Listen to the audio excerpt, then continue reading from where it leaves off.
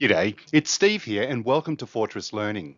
In this bite-sized tutorial, I'm going to talk about Constructivist Learning Theory, what it is, and how trainers and assessors can implement this theory into their own learning environment to help learners to learn.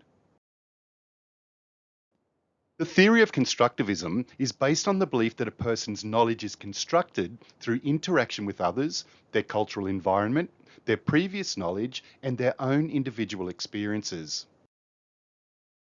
Constructivism suggests that each learner makes sense of and interprets new information based on their existing knowledge. Therefore, each individual's knowledge is unique. There are three commonly accepted variants of constructivist theory, which include cognitive constructivism, introduced by psychologists including Jean Piaget and William Perry. There's Lev Vygotsky's social constructivism, and also radical constructivism, which was later introduced by Ernst von Glasersfeld. In this bite-sized tutorial, I'm going to discuss some of the commonly accepted principles of the constructivist learning theory as a whole. Construction of knowledge is where learners pick and choose pieces from the information and experience they are exposed to and add them to their existing knowledge bank in a way that makes sense to them. Now, because each person's existing knowledge and experiences are different, each learner will build their own knowledge in a way that is uniquely different from other learners, even if they're exposed to the same content. Constructivism suggests that learning is something that is achieved through active engagement. Learners can't just sit around passively and expect knowledge to come to them. They need to actively participate in a variety of sensory activities to truly learn and understand. Social connections with teachers, family, peers, and others directly influence the learner's journey.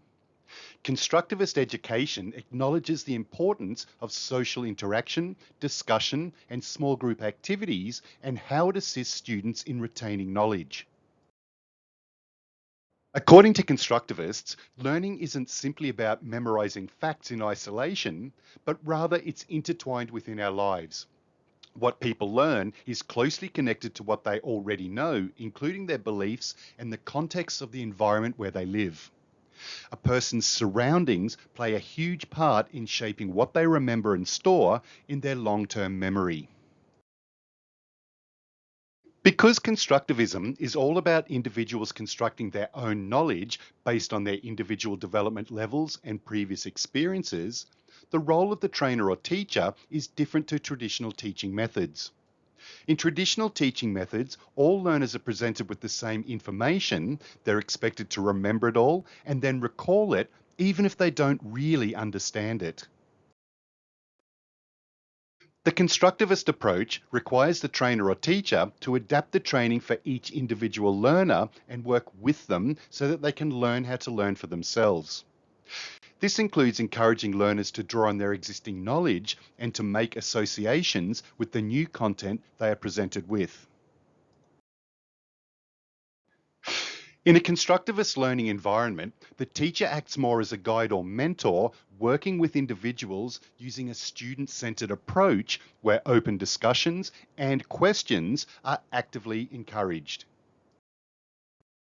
The constructivist approach ultimately develops an intrinsic motivation to learn within the individual learners, allowing them to confidently construct their knowledge based on their own perceptions, opinions, beliefs, and existing knowledge. Thanks for watching, and if a career as a trainer in vocational education is something you're interested in, contact Fortress Learning to see just how you can get started.